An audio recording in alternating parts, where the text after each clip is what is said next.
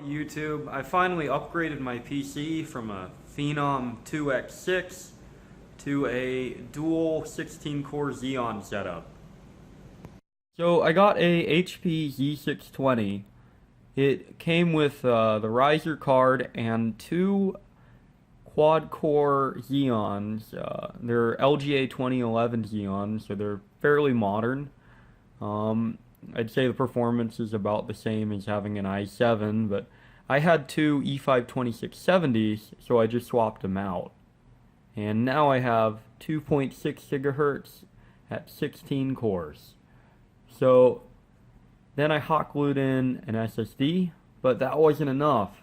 So basically it supports RAID 0, 1, and 10, I believe, out of the box. You know, nothing special, I guess, but so I just hot glued in a second SSD, and they don't really vibrate around, so I don't have to worry about that too much. I mean, it takes a little bit for the hot glue to stick, but once I got that in, the RAID setup was fairly straightforward. I just had to press a key on the well, I think it was like F9 or F11 or something, and I got into the RAID controller menu, and I mean, I guess that was about it.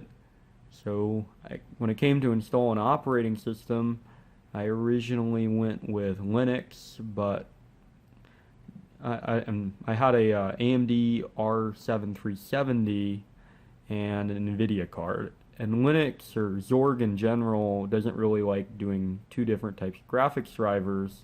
You have to use Xenorama, and that's on NVIDIA based, so I couldn't do the AMD NVIDIA thing, so I put Windows 7 on it. And that worked fine for about a day. And then my friend's Radeon R7 270 died. So I got an NVIDIA 1050 Ti.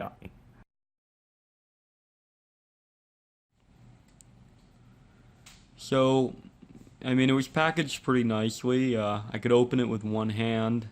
It was kind of hard to get the thing out of the anti-static box, but after that, I mean, it was kind of just came apart, and you can actually install a 1050 Ti with one hand. The thing doesn't have any 6-pin connectors, which kind of threw me off since it's such a big card.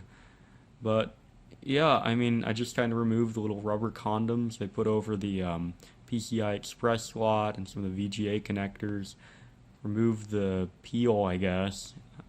That was kind of annoying, but after that, I mean, it kind of just fit in. Got rid of that GT610 I had in there for testing purposes, and just snapped the piece of metal inside the case on.